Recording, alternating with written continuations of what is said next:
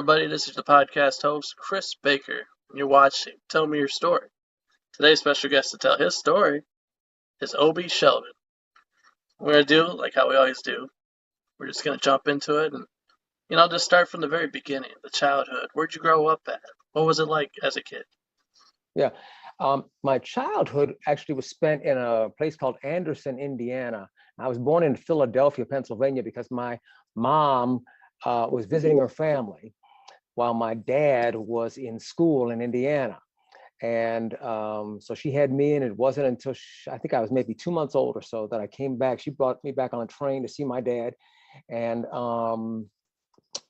so I grew up in Indiana as he was studying actually for the ministry. And so I stayed there till I was 5, and then he got a job as a pastor in Cleveland, and that's what brought me to Cleveland at 5 years old. And so I stayed in Cleveland until like 13, and then I moved to Mansfield when he got a job as a chaplain in the Ohio Reformatory. But early on, I think what I remember is that my dad told me that he noticed very early that I was hearing music differently than other kids. This was, they had records, the old school records back then, and he would put them, he brought on a little record player. And he said that before I could walk, I knew how to take the needle and drop it on the on the record. And he said, I would just sit there and just listen to the music. And he goes, that boy's hearing stuff. And so he didn't make much money, but he would go to the Goodwill, Salvation Army, and he would get every kind of record that he could find. Classical music, Disney, Warner Brothers, all of those, like a lot of the Warner Brothers cartoons were put onto records. So I remember Daffy Duck and Porky Pig, and he had these they had these adventures on on the record, and you could play one side and turn it over, and I'd play it. So all of that kind of like came into me. So I, growing up, listening to the storytelling and the rhythms and everything like that, which would eventually kind of express itself in music, and then broadcasting. So I was thinking too. Also, as I'm hearing you say it, your imagination at that time was probably going through the roof as well. Yeah, I used to, like most kids play, but I remember my grade school teachers, when I looked at my report card, they said, Obie keeps daydreaming, because I would just kind of, I was creating stories, and I would have music, going, and I would create a story, and I would hear dun, dun, dun, and I would add the music to it. So that's the kind of kid I was. As I was telling you before we started going, I wanted to be an athlete, but I was not blessed with athletic ability or an athletic body. But I saw guys, playing football.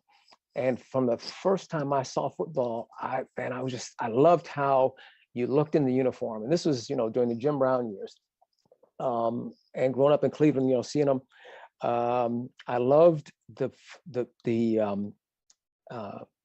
poses that the game had your body making. Like when you're catching a pass, I loved how that looked. I remember Gary Collins, Paul Warfield, all these old Browns guys, and so I loved it. And went to the Goodwill, of course, and got some football gear, but my parents never got me involved in like Pee Wee League or anything like that.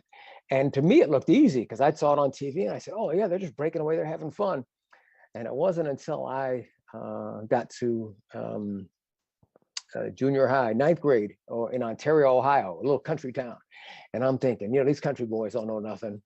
Man, they gave me the ball, and I remember I tried to put one of my moves or something that I saw a guy do. I saw Jim Brown do. And this guy plastered me. Boom! I mean, he cleaned my sinuses out. They cleaned on his jersey. He hit me so hard, and I'm whoa. And the other picture to paint for you was that I got hit by a car when I was 7 years old, running across the street in Cleveland. And in the summer, I had put on some weight. So I was a chubby little kid and, one of the smaller ones on the team, only Black kid on this team. And I had grown up in Cleveland's inner city. So I had grown up in a school that was, pretty crowded, maybe at the time, maybe 90% Black. And then I went to Ontario and I was only Black kid in the school. So that was a culture shift for me, right? I could imagine. That Yeah, definitely had to be a difference to you. yeah. But what I had going was that when I was in my parents had me in a private school, a Christian school, when I was in preschool, right before I started fifth grade, and that was an all white school in Indiana. So I had that exposure, right?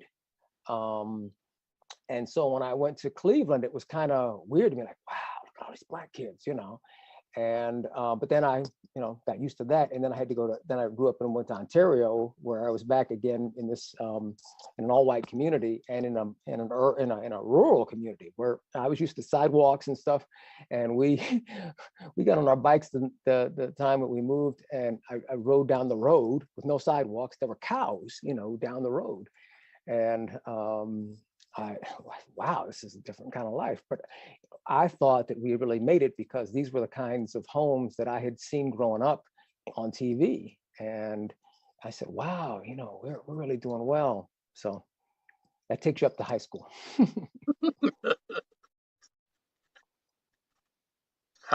Just going from living in this city and then Mhm. moving out to the country, how was that for you? Well, I was used to being able to ride my bike, around and get around pretty well. You go to the grocery store, you go to the library. Well, in the city, you're talking a few blocks.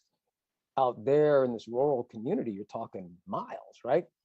And plus, you don't have sidewalks. I remember one time I went to, I tried to wash our coaches wanted us to wash our pants for the game, because in ninth grade we didn't have game uniforms. We just, we washed our practice uniforms.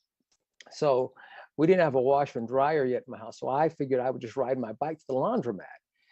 And it was in the evening, and man, these cars were whizzing by me because it was a road where the speed limit was like 50, and I'm riding on the side of the road, and I'd be hitting these rocks, and I had my pants over my shoulders, and I had no idea that it was going to take me as long as it took me to get to the laundromat, which was maybe a mile, 2 miles away. And then I washed them as well as I could and walk back. But so that was a transition for me to living out in the country. They had a different accent than what I was used to. They I grew up and my parents would talk about, I'm going to wash my clothes. Now the guys, when I grew up, it was in Ontario, they'd say, you're going to wash your clothes, or you're going to wash the clothes, right? That's kind of like a West Virginian accent. So I wasn't familiar with that. And I would talk about, my mom was from Philadelphia, so we talked about our uncles and our aunts, right? And when I said that word, people said, oh, your aunts, because they all said aunt, in Mansfield. So that was, that took some adjusting or getting used to, because I said, no, she's my aunt. And they said, aunt, oh, I'm sorry. So, and then just the cultural thing of, a lot of kids had never been around a Black kid before, and they wanted to feel my hair, and they wondered what makes him laugh, and all those things. So it was a cultural experience. And I did have an older brother and a younger brother. My older brother was in the high school, I was in the junior high, and then I had a younger brother in the elementary school. And so each of us had our own assimilation journeys. Yeah, it doesn't sound too bad. Yeah, well, I mean, it wasn't bad.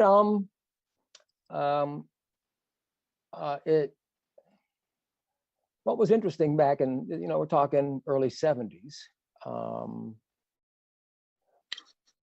people liked me. They felt that I was funny. At the time, I had memorized all of Bill Cosby's records, and could recite them. And so they thought that was cool. Um, it was interesting that my friendships with females, though, could only, they would only go so far. I would be attracted to someone, or someone would be attracted to me, but they would be concerned about what their parents thought. So there was just that there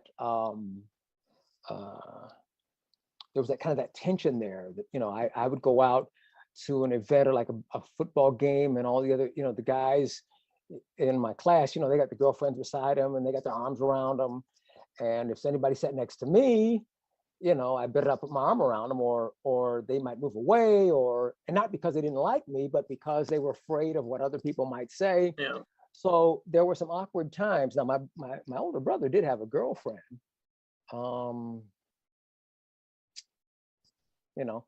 and remember, there were a couple girls who liked me, but it just never clicked. So I kind of missed out on when I was in high school. And what was interesting was, I remember there was a black girl who moved into the school for about, she was only there for like a semester or so. Family moved in. And of course, when she showed up, everybody goes, "Oh, Obie, did you see her?" And I go, "Yeah, I was, I wasn't really attracted to her. She was okay, but I wasn't like, it wasn't like a match. We had different ways of communicating and stuff like that." So that's what it was like for me. All right, let's go into the high school experience. Yeah. In high school was when I started to get or started to show my ability as a musician. Did you know I play a violin? I don't know if you knew that. People in Cleveland know that I play a violin. Like that's one of my signature things. And so I had been studying in Cleveland and had shown some promise there. And then when I came to Ontario and Mansfield, I started studying with a music teacher there. But it was in high school when I started. I remember the band teacher asked me if I could learn how to play an upright string bass, because they didn't have a string program there. They didn't have an orchestra, and they needed somebody to play the upright bass. And so I kind of taught myself how to play. I showed up for the band rehearsals, and I kind of learned, I don't know if people know bass clef, it's a little different to treble clef. And so I learned how to play this upright bass. And then he said, "Well, could you play like the electric bass in our jazz band?" So I picked up the electric bass and started playing. And after a while, I started picking that up. And after a while, I started getting really good. And so it's funny, our band, we were in during those years, we had a lot of good players in that jazz band. They called it the stage band. And we started playing around other events and at different schools. And, people say, "Man, who is that bass player?" And so that's kind of where that grew. The other thing that happened was I had listened to R&B radio growing up in Cleveland, in the inner city, right? So I was kind of that was kind of in my experience, in my culture. And so when I go to Hold on, Ontario, give us a feel. huh? Who were you listening to? Like R&B? Well, yeah. Well, at first, I listened to whatever my brother listened to. Now he was listening to Wixie, which was the kind of the pop, top 10 station. Yeah. So I was listening to a little bit of Beatles and stuff like that. But then as I got into junior high and got to be about 13 years old, Motown kind of hit the scene. My brother started listening to Motown. So I started listening to Motown and the Temptations and the Four Tops and all of them. So that kind of became the thing for me, and James Brown. Oh, yeah. So just as I was getting into that, my family moved. So I go to Mansfield, and they're listening. This is around the Woodstock time. So Santana. Yep. I'm trying to think, there was a group called the Edgar Winter Group, which was more rock and roll. That was when people were getting into long play albums and not into, top 40, 3-minute stuff that was Motown. But I did notice a difference when there was this group called the Ohio Players, and they had a song called Pain, which to me sounded like really cool.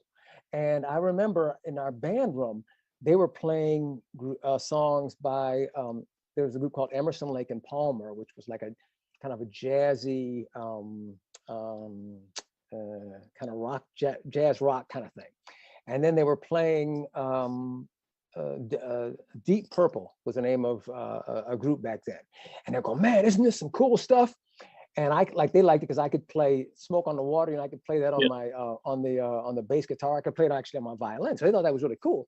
But then I said, oh, listen to this. And I put on the Ohio Players, and they're like looking at each other like, Who's that?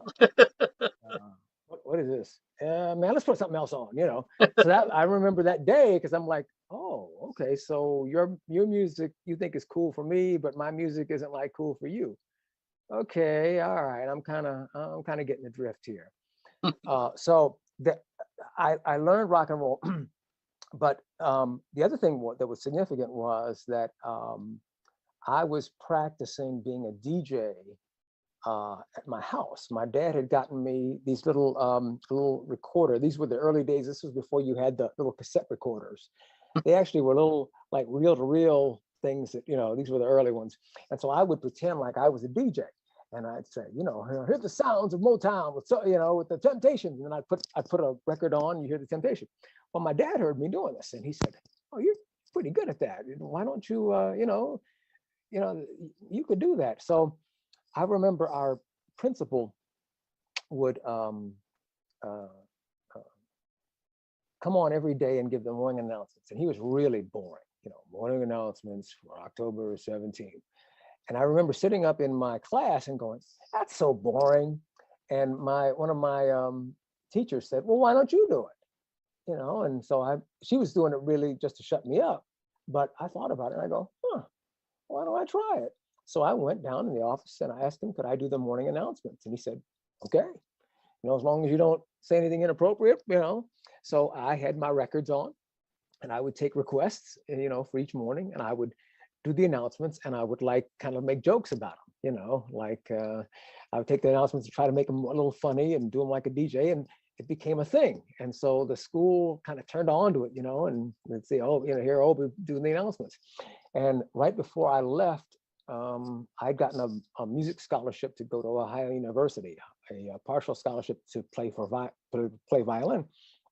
And one of my teachers said, the last day of school, she said, have you ever thought of doing radio and TV? Have you ever thought of studying radio and TV? I said, I didn't even know I could do it. And she said, yeah, I think you'd be really good at that. So that stuck in my mind. And that kind of stuck with me and caused the change into, eventually change into radio TV as a career. So let me see, is that the most, I'm trying to think of the things that were most critical for me in high school, other than, learning that I was a lousy athlete, but a pretty good musician. It just goes right into my next question. Like, right after you graduated, so you went to the Ohio University. Yeah. And that's where it really it started taking off for you. Yeah. Well, once I got there, I was pretty good at the violin, but if the people who know classical music, if you're going to play it, you got to practice like constant. You got to wake up and play scales every day, 4 hours at least. And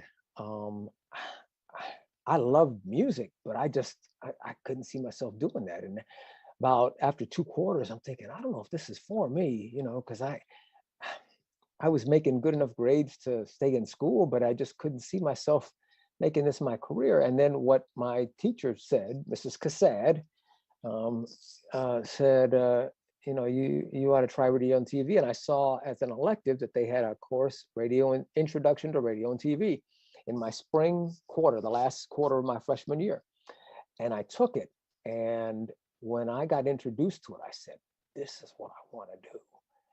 And so, I had to tell my violin teacher that I was going to change my major. And so I dropped the scholarship and just took out another loan and started studying radio TV. And I'll tell you, that was when I got serious about school, because before then, I just made good enough grades to kind of get by, kind of get in. I wasn't in the top third of my class or anything. I just made them just well enough to get in. Now, Ohio University has changed. They are far more selective now. Back then, you could get in pretty easy, right? So I got in, first year skated by, second year, when I started, all of a sudden, everything fit together for me. Suddenly I wanted to study history. I wanted to study English. I wanted to study language. I wanted to study electronics. I wanted to know the math that I needed to know electronics. I mean, everything, I just wanted to soak it up. And so in my freshman year, I was like hanging out at the parties, like on the weekends. My sophomore year, I was at the library hitting the books, because I had found this thing that was like really interesting to me. Plus, my parents just knew I was going to be a musician. They were kind of wondering if I had done the wrong thing, dropping in scholarship. And so I did feel a little bit of pressure to like make that happen. But those classes were all consuming for me, and I excelled. I remember there was this one class that they intentionally made hard as kind of a weeding out period, RTV 200. And I aced it, because I just had an ability to be able to write a script, be able to visualize it, and then be able to put all the pieces together. You have to look, okay, you have 3 cameras. How are you going to tell this story with 3 cameras? And you have to plan that out. And then you have to, when you put the headset on, you got to be able to say, okay, ready, camera 1, take 1. And then you bring up the audio, bring up that theme, and, ready 2, take 2. And while stuff is going on. And so I excelled at that. And one thing, led to another. And the other thing that I excelled at was forensics, which was, speaking. And that goes back to my grade school days. When I was in 2nd and 3rd grade, they had you get up and make a morning talk. And it was never a problem for me. I could like kind of organize my thoughts and deliver them well. So I was in for forensics. I think I won one of the weekend contests where it was extemporaneous speaking. They just gave me like you get in a room and they give you a sentence or something like that, and they give you like maybe 3 minutes to kind of formulate something, and then you turn around and you give them a speech, 5-minute speech. And I did, and I won. So that just kind of developed. I didn't think at all about news, which would become my eventual career. I mean, I thought about this whole thing of producing and directing, but they kept telling me, they said, there's no way you're going to walk out of college and go straight into a producing or directing job. So I said, okay, well, this is what I can do well. So let me see, I want to make sure that I don't miss anything from my college years, because the other thing was that I still kept up my violin. Even though I was studying radio and TV, I still kept the violin up and still played. And then I started this thing where I helped to start some other students of mine a gospel choir, and we had a concert. And so I started. They needed something to kind of break up the program, and so I played a version of Amazing Grace on my violin, and that started a trajectory for me, because that's what a lot of people in Cleveland know me for, because I'm playing for weddings and funerals and anniversaries and stuff like that. And they want me to play these hymns that I play kind of bluesy style, sometimes, kind of country style, sometimes kind of rock style, sometimes light Latin, and so that kind of launched that when I was still at OU. Yeah, that's what I was going to ask you, though. That, like, you kind of answered my question again. Did you have like a solo career at all? Were you kind of like performing Mhm. on the side? What was going on?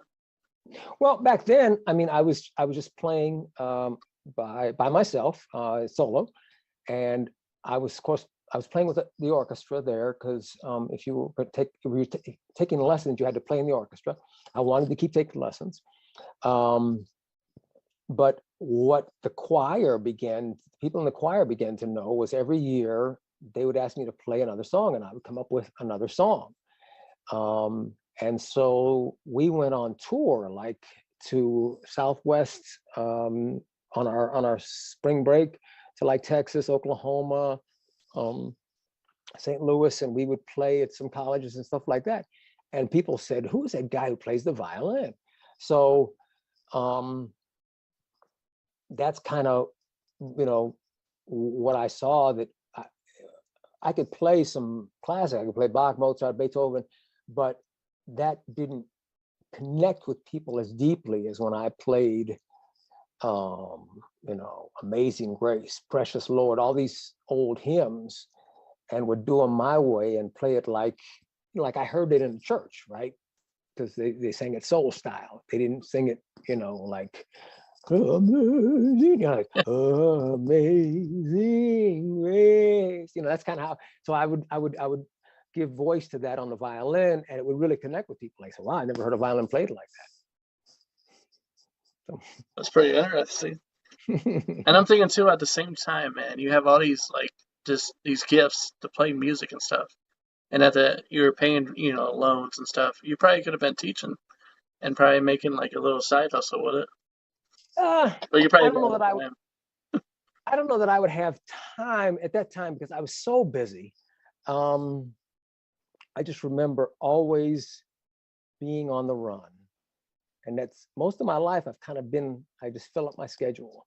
I have taught every now and then. I taught for maybe 5 years before the pandemic hit, um, and just work with a number of music projects. But I mean, everything from writing the music. I mean, I kind of taught myself how to score. I wrote for an orchestra. Um, could do that. And I would get a book and I'd say, how do you score for woodwinds? Like, where do you write the flute and the oboe and the clarinets and the bassoon? And, how do you score those so that it sound good? And I would look at it and, okay, all right, well, let me try this. And when I heard it, it sounded good. Now, with everybody hearing like just you playing and asking about you, did you get a lot of people wanting you to perform at their place or? Eventually, jumping ahead here to, my, later years when I was, um, I'm trying to remember what started me on it as after I got out of school, because it took you up to my college years, and after I graduated there, uh, I started news at a radio station in Cleveland, and the reason why I started was because um, the counselors at OU told me that you know um, it's really hard to get straight into TV. What we suggest is trying to get a position in radio, and whatever they offer you, take it, because once you get in the door, then you can move around. You can, even if you're not a salesperson, if you get into sales, well, you're in the building. And then if you're a good DJ, they might put you on the air, that kind of thing. So I made a tape and sent it around to some stations. I had a plan, on the East Coast, and the station that responded to me was WJMO, which I had listened to. It's an R&B station in Cleveland. And but they said that the opening was in news. Well, I didn't know anything about news. I mean, to me, news was like boring. And secondly, I couldn't read 2 sentences of copy of written copy without stumbling. And for some reason, this guy took me on. Lynn Tolliver, people in Cleveland know him well. Um, he he took me on as an intern. So I would drive from Mansfield to Cleveland at 70 miles every day. I wasn't getting paid, but I would come in and I would just record. I would practice. I would take rip news copy and just read sentence after sentence after sentence after sentence, and I would make a tape. And then at the end of the day, he would come and listen to it and would give me some pointers on it. And then I'd do that the next day. Did it for 2 months, and unpaid, and staying at my folks' house, and lost my voice because I was doing it so much. And I asked him, I said, so you're going to hire me or what? Should I go somewhere else? And he goes, well, I think we can take you on part-time. So I got a part-time job, and was just enough for me to move and rent a room in a house with an elderly couple, right? I rented the upper room, and they let me use, there was an upstairs bathroom, and they had another renter in the house, and then I could use their kitchen and their washing, stuff like that. So I survived for like a year with them, and the couple eventually passed away.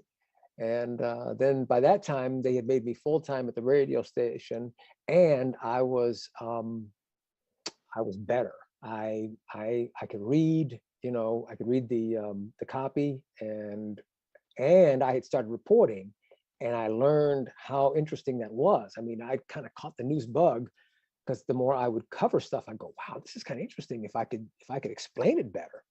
So I started reporting my own way, and it seemed to connect with people. So then I moved into my own apartment and started from there.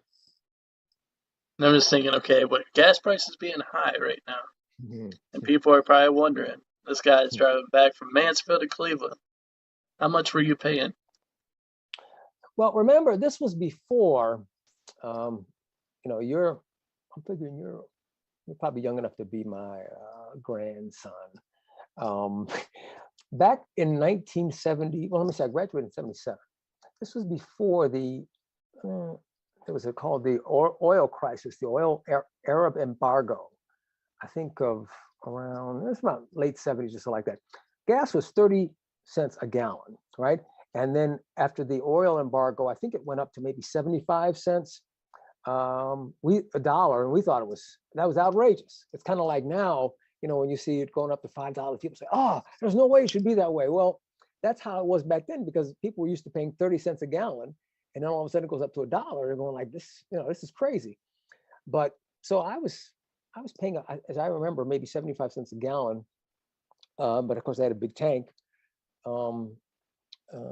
So, whatever that works out, and I had an old 1965 Ford Custom, which was a gas guzzler. It may have gotten 12 miles to the gallon. I may have spent $20, a day, driving back and forth. My parents were good enough that they supported me, because they didn't have any income. So they kind of supported me until I got the job. Then I had to support myself. So Yeah, that's what I was thinking too. Like, he yeah, wasn't working; he was just an intern. So yeah. So I mean, they were good, and then I wasn't goofing off. They knew I was serious about what I was doing, and they were glad that I just had an opportunity to maybe, get in the field that I had spent so much time studying for. And I'm just thinking too, your dad discovered it, seen it at such a young age, and was like,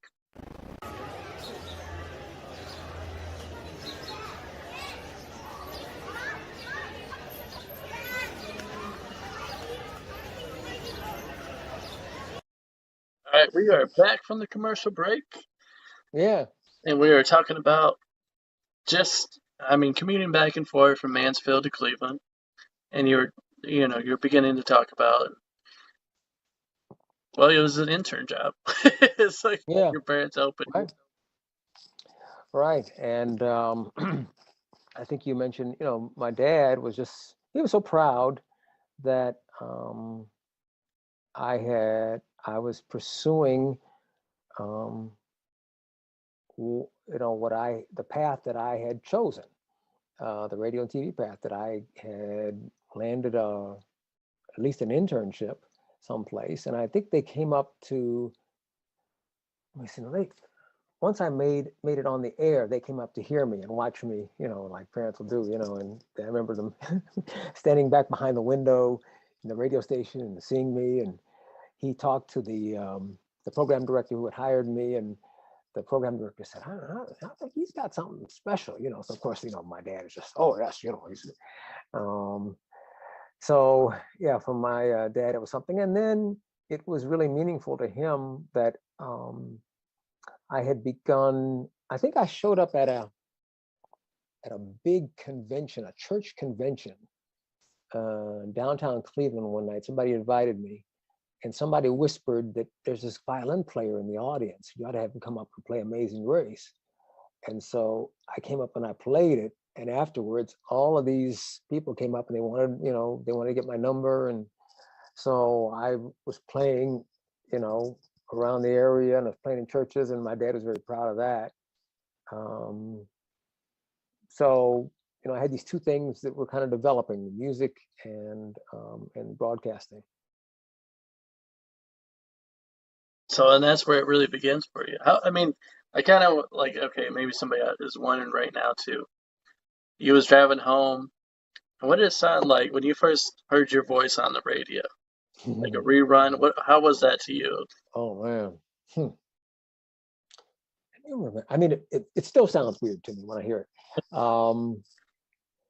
I couldn't, let me see.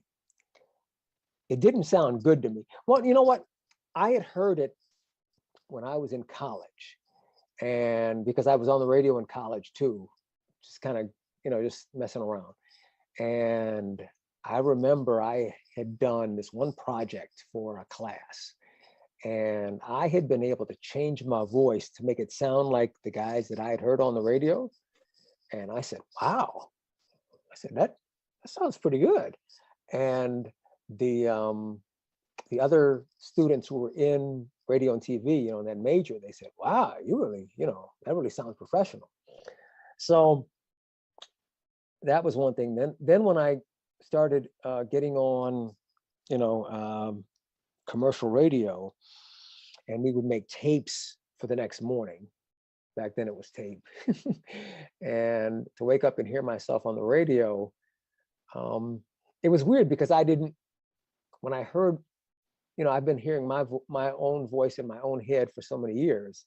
And for me, it didn't quite sound as cool as the other people that I heard on the radio. They seemed to have more, I don't know, flair, style, whatever. And with me, it just felt like, wow, you don't sound as cool as they sound. But, you still have a job and people like what you do. So You're keep still up, working, yeah. just work it. So keep working it. And I eventually got used to it. But even now, I'll do a project and I'll go. So no, it didn't sound like that in my head. When I listen to it back again, I go, okay, it's okay. It just didn't sound like it sounded to me when I was coming out of my head. I was just had to ask the question, man, because I've been there as well. Like hearing the voice, and you're like, man, I thought it sounded a lot cooler. Yeah, Then you're like, yeah. what the? And then I had to find my own voice because I was trying to make it low, like, hey, but that's not my real voice. And then I heard people saying to me after a while, people said, yeah, you have a really distinctive voice. And I go, oh, I guess, okay. And then, I mean, as years went by, I heard other people who had distinctive voices, like the actor Danny Glover, right? They started using him in documentaries because he had a voice kind of like this, and it was really distinctive, And that's how. And if I had a voice like that, I probably would have thought, oh man, it sounds terrible. But it had a real raspiness and had a real character to it. And so then I said, okay, well, whatever it is that you're spinning, go ahead, do it. You mentioned him. I'm surprised he didn't say his famous quote. Damn, I'm getting too old for this. Yeah, right, exactly. Right. That's the guy. That's the guy. Damn, I'm getting too old for this. I was like, well, everybody would have caught that right away. Yeah. Well, but when I heard him was I heard him on some PBS specials, and to hear him, because I mean that was a funny line, right? And that was kind of that whole series with him and with Bruce Willis, I think. They did some movies together. Is it Bruce Willis? No, I don't think Yeah, it's Bruce Willis. I think it somebody else. Mel Gibson. Mel Gibson. That's what. Yeah, right. It was him and Mel Gibson. And to hear him, doing a serious narration and still have that same Danny Glover sound, I said, "Wow, that's really unique." See, nowadays everybody's thinking like Morgan Freeman. Right. Like, if I'm gonna have anybody narrate for me, it's gonna be Morgan Freeman. Right. He good. And before him, James Earl Jones, Yeah, was he's still he actually was a, around. He's still doing his thing. yeah, and he's got, he's like an institution, you know. Just in case anybody's not sure who James Earl Jones is, Mufasa, Blanky, come on, Yeah, well, he's the one, Duke, I am your father. Simba. Yeah, Oh yeah, he did uh, Darth Vader. Yeah. yeah, Darth Vader, yeah. He was also, this is CNN. Yeah. But I don't know if they still use that though. For which I one? haven't heard it. CNN, he used to be the voice of CNN. He'd always say, this is CNN. This is back in the 80s, No, 90s. right now. Yeah. So I haven't heard him in years. But I heard there's a show called 30 for 30 on ESPN. And I was watching a thing last night about Deion Sanders, the great football player. And it was narrated by Ludacris, the He was on radio. rapper. Yeah, man, he sounded great. He has a distinctive voice, and so that's what people are looking for now. I mean, when you see the Disney movies, it's about being able to bring a character, that character sound to the voice. I saw? I finally got around to seeing Despicable Me, and not the voice of the main villain, but the what's his name? He was in The Office. You can see his face, can't think of his name. Famous actor. Anyway, he did the You're voice. talking about the newest one? Well, Really? no, it was the first one. Steve Carell. Yeah. Steve Carell does the voice of like the kind of the weird villain. But again, it's all about bringing, Yeah. bringing a special voice, having some kind of character to your voice. Now, did you ever dip your toes into that? Doing like voiceover? Someone asked me to do it once or twice, and for this project, I didn't have the voice they were looking for. So it kind of ended there. I've never tried to make a career or even a side career out of voiceovers. I know some people have requested, I've gotten, now that I think of it, because I've been around a while, I maybe have done 3 projects where I actually got paid to voice it. They wanted my voice on it, but it's not something, regular anymore. First you have to join the AFTRA union, and you got to pay dues, and then you have to make sure that you get enough work, and you'll be reading stuff for things, all around the country. You might have to read a political ad for something in Des Moines, Iowa, and you have to, Joe Jones just can't be trusted, Right. That's how you make money at that, And then as far as acting, I was never a trained actor. So they're looking for people who have dramatic training, and they can bring that to the voice. And I've never been asked to do that. You were always the guy behind the camera. You're the producer. You were Right. Well, but I mean, I was on the news for like 30 years in Cleveland. And so I was in front of the camera. And that's why some people would ask if I could do voiceovers. Funny now, for the last 13 years, I've been working in government at the Cleveland Clerk of Court's office. and I'm answering things from the public. And so they say, are you the same guy that was on TV? And I said, yeah. And they said, I recognize your voice. So I said, wow, because I haven't been on the air since 2008. And it's flattering that people still remember me. I don't even know how you know me. Life is beautiful, man. We just cross paths. Yeah. So Now, and somebody wants to know, 30 years of being on TV, being in front of that camera, was it harder walking in the public eye because you were on the news, or were you able to live normal?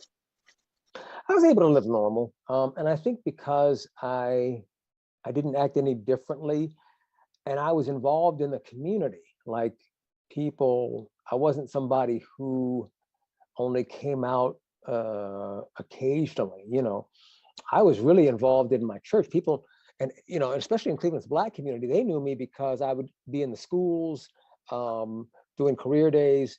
I would be in the churches for weddings and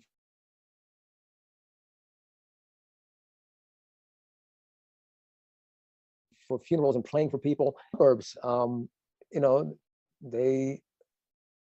people would ask me to show up for things, and I just show up for them. So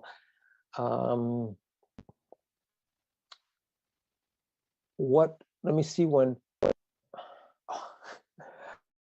I do remember what was weird was okay, I was on the news. I was an old hippie at heart, and I always thought it was kind of silly that I should have to wear a suit and a tie to be taken seriously. But that was kind of the dress that you were expected. And so I said one day, I'm not gonna wear a tie, I'm gonna wear a bow tie, because nobody was wearing a bow tie back then. So I remember standing in the grocery store line, and there were this a GQ magazine, and there were these young guys with these bow ties on. And I said, wow, I always thought bow ties make you look nerdy.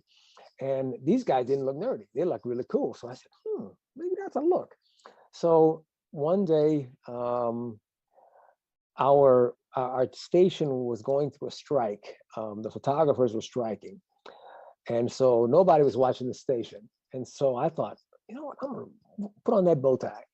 And so I put it on, and I did a report with the bow tie, and I came back, and the station was going nuts. Like people going, whoa, did you see that bow tie, man? And this one anchor told me, she said, that ought to be your thing. You ought to wear a bow tie all the time. And I go, I can't wear a bow tie all the time. I can't be the bow tie guy.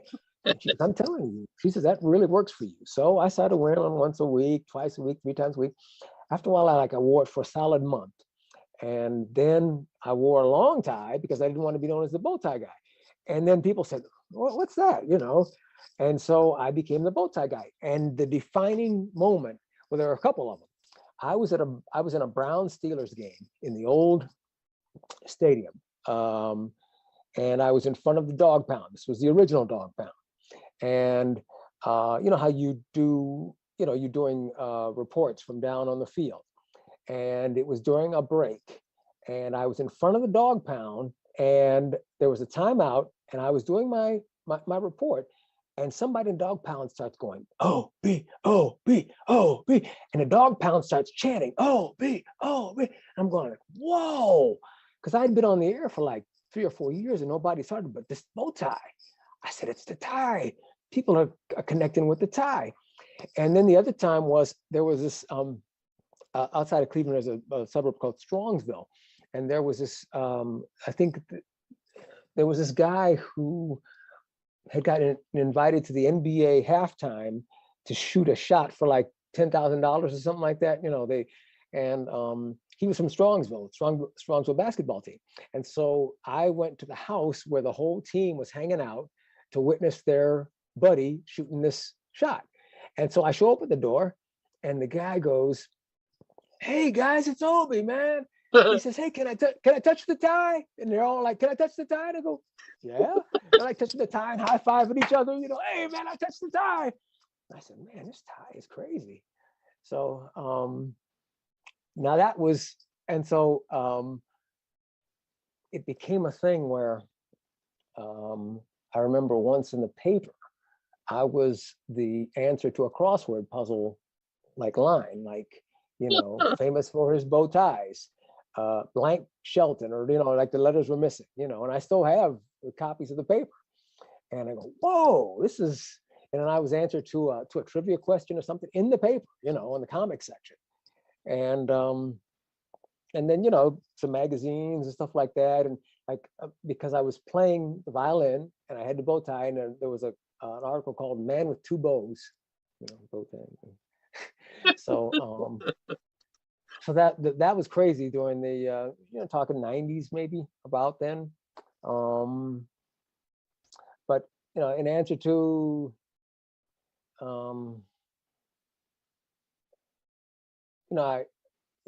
it was, I mean, I got used to it, and my wife got used to it. We'd go into a grocery store, go shopping, and the cashier says, "Oh, Mr. Shelton, hi, how are you?" And they say, "Well, this is my wife, Wendy," because she always felt like they would, ignore her. And so I just had to learn how to make sure that they were recognizing her. Smart man. Yeah.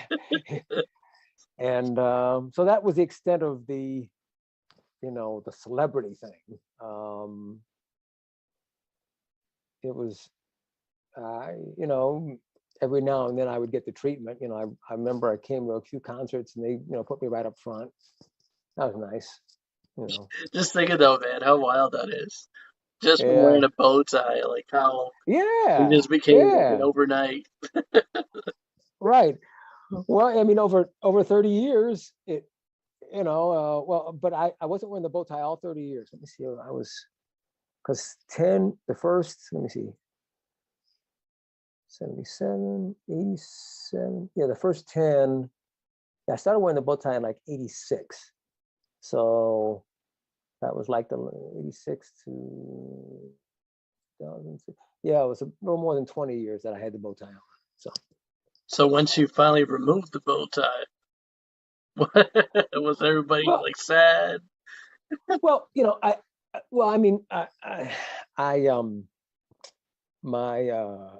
my career ended in broadcasting when during the recession of 2009, like 2008, 2009, when they had the housing crisis, and we almost went into a depression. The country did, and my contract was up at Channel 3, and I remember the station manager told me, we don't know if we're gonna be able to stay in business, and we can't afford you anymore. And so I didn't get renewed. That was 2008. My last story was the election of Barack Obama. And so I remember covering that, and people, in Cleveland's East Side dancing in the street and everything. And so and then I ended up, well, for a year I tried to do my own projects, my own video projects, and I got some, but not enough to support me. And then I got this government job working for the clerk of court's office, but I would still play. And it's funny because I would show up sometimes without my bow tie, and people were very disappointed. Like they go, we want Obie, we came to see the whole. So I recognize, and I still recognize, when I'm showing up for an event, I'm going to play or I'm going to speak, I wear the bow tie because that's what people want. So So, you gotta brand, you gotta keep the brand. but I was thinking to myself too. At the same time, it's kind of like a Superman deal. You take off the bow tie, you're just a normal dude. That's exactly it. And I've learned that, man, show up with the bow tie, and Want people to recognize you? Put on the bow tie. right, yeah. Yeah, and especially if they sit, if I'm wearing a t-shirt or turtleneck or something like that, then that really throws them off. They're like, And then I didn't have the beard when I was on the air. But I'm amazed. I mean, like this past weekend, I'm in the grocery store line, and lady says, "You're Obie Shelton, aren't you?" And I go, "Wow, yeah, I'm flattered, you know." And I said, "You recognize me with the beard and everything?" She says, I can see you, you know." And so, so once you retired, though, what'd you end up doing?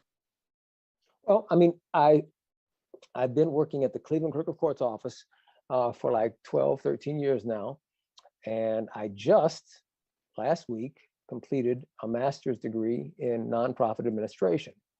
So I'm kind of looking to see if I have one more stop in me, because I still have a lot of energy, I have a lot of passion, and I would like to direct or help direct a nonprofit, probably in the arts or a neighborhood kind of deal. Um, that would be uh, that's what I'm looking forward to, to do in whatever years I have left. How does it feel to you, like living in a time now where probably like it was probably harder in your time coming up in the business and just being able to get a gig, just be able to get on the air, just getting out there in the public.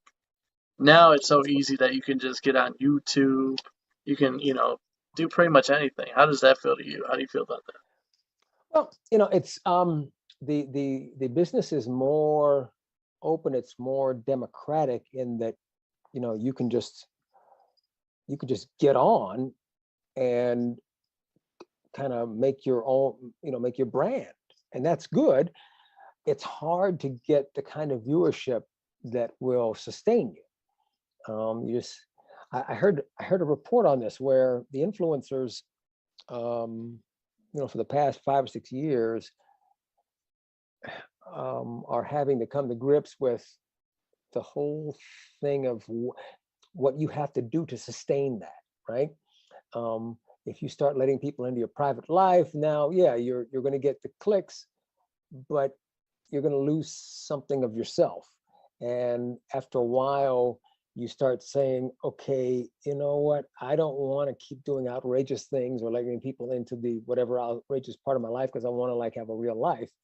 And so a lot of the influencers are having second thoughts about whether they want to, continue this, because at first it was like cool. I mean, it was kind of the new thing. Well, people have gotten used to it, and so you have to really make a splash or have some kind of really unusual take that can sustain itself. I mean, people will hang with you for 6 months, 9 months, maybe, and then they'll go, okay, I'm tired of that. And so yeah, but, back when I was in the business, it was a professional model where you had professional information and entertainment brokers, right? If you wanted information, if you wanted entertainment, you had to go through the brokers, the companies. You watch TV or get a record, or some corporation is put together. Well, now, I mean, you can scroll through Instagram or TikTok or whatever, and if somebody catches your fancy, maybe they catch it today, and then you see somebody else, and maybe you'll come back to, maybe you'll subscribe, but maybe you won't, and then maybe you'll find somebody else to subscribe to. So it's very Preach. it, yeah, it's thin in that the allegiances don't run deep. But it's another, people can get on. People always ask me, if how can I get on? I go, well, see if you can establish a presence online, see if people will watch you. And once you get people watching you, then the people um, who want to make money will come to you, because they go, here's somebody who has an audience. And if you have an audience, then that's what they're looking for. They're looking for people who can get people's eyes to them, because once they get your eyes to you, then they can get eyes to a product. Interesting, I mean, YouTube, when it first started, I mean, you could listen to a whole concert, right, without being interrupted. Well, now there's, every 10 minutes they'll throw up an ad, unless you pay the premium, but then YouTube makes the money. So, it's all about just, everybody trying to, make a living. Now, if anybody's wondering, do you plan on doing any like side stuff, like having your own podcast, or do you have a podcast, or I don't your have own a channel? podcast. What I do is I have been doing videos for startups, nonprofit businesses, nonprofit organizations in Cleveland, to kind of help them summarize what they do and give people an inside look. So, for some of those, it has worked out well, and others just don't know how to use it on social media. So that's what I've been doing. I guess I could morph into podcasting, I guess, if I wanted to, or if I got the urge to do it. It's just that it's hard.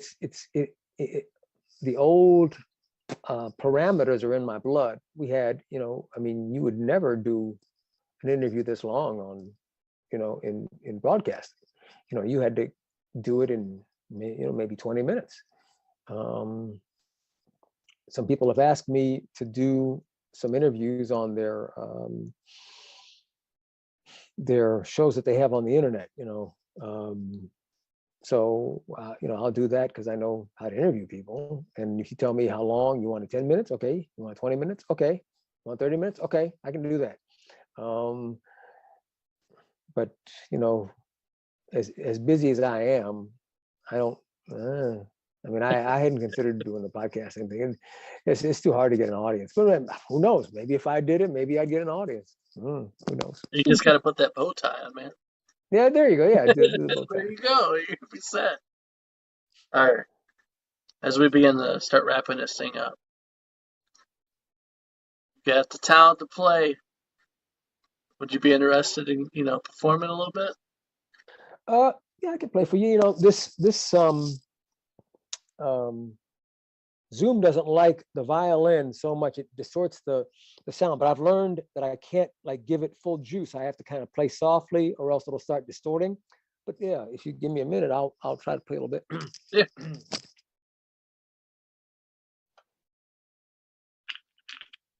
My violin, and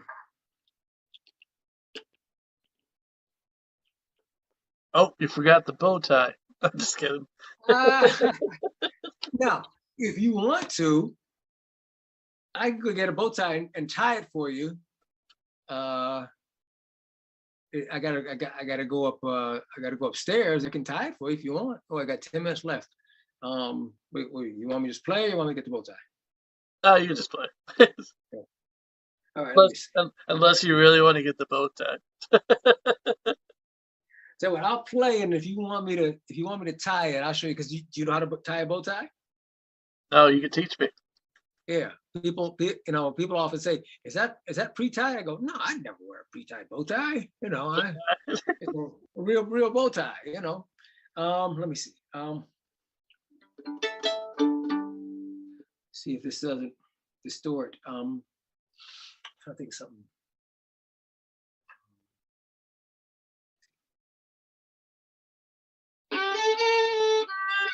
Well,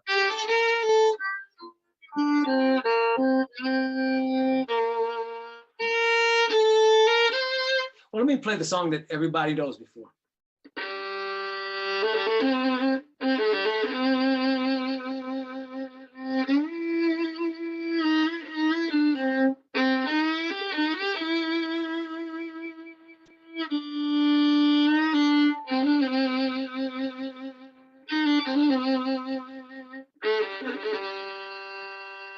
Is it distorting? No, it sounds pretty good. Okay.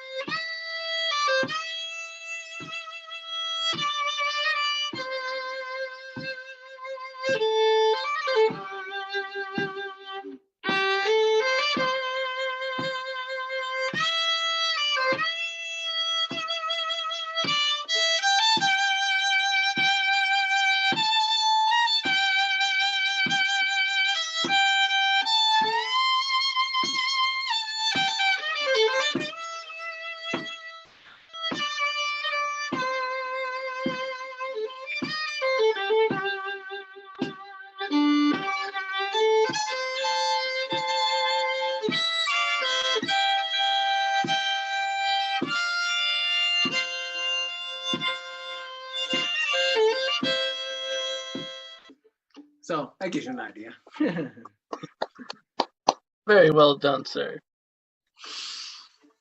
You're not kidding though. It does have that sound to it. Yeah, it's these blues. It's Now, I have a question though. Is how long did it take you to learn that? To just come up with it? well, you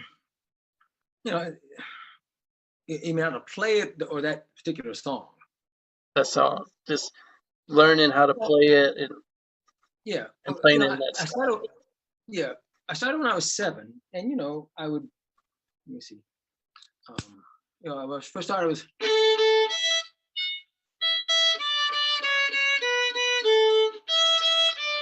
Yeah, that's my first song that I learned how to play. And then, I would start playing. Let me see. Like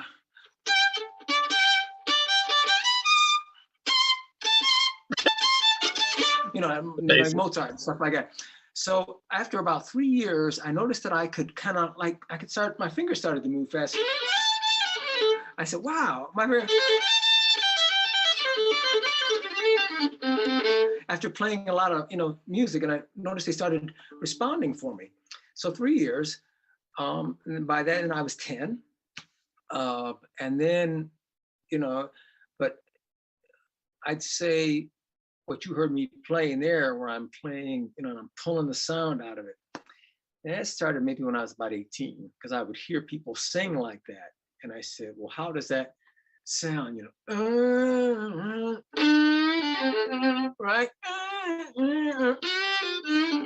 Right? So it was just about being able to pull out of the violin what I was hearing people sing. Hey, it's pretty good. Now, what's your favorite to play? Huh? What's your favorite song to play? Well, Amazing Grace, the one that I showed you. That's the one that I've been playing the most. I'm working on another classical song. I'm trying to think of one that. Let me see. Have you come up with your own yet?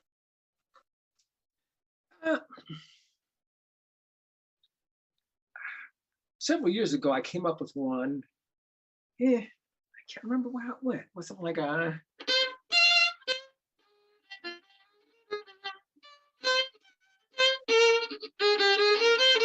something like that, but I can't remember. It never kind of took off. I've done my own arrangements where I see.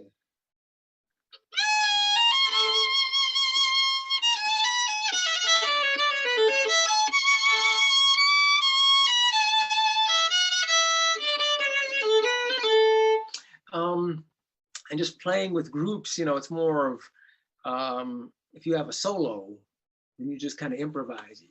That's what I was trying to do at the beginning, but I didn't have any inspiration because I had no chords.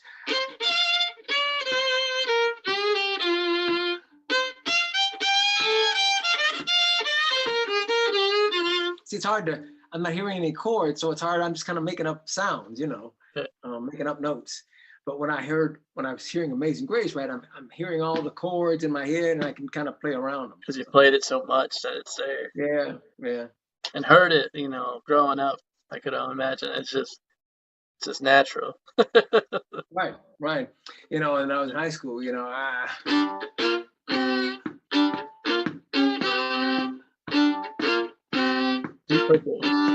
Smoke on the Water. Everybody said, "Whoa!" Like, how did he do that? Yeah. Now, did anybody ever request you to do some like Jimi Hendrix? I can't remember that, but I mean, you know, he played the starter.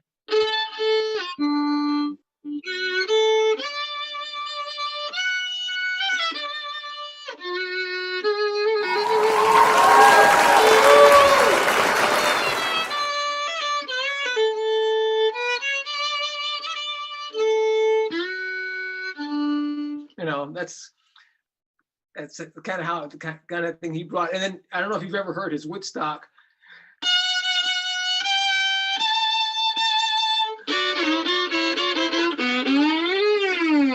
He had the bombs bursting in there.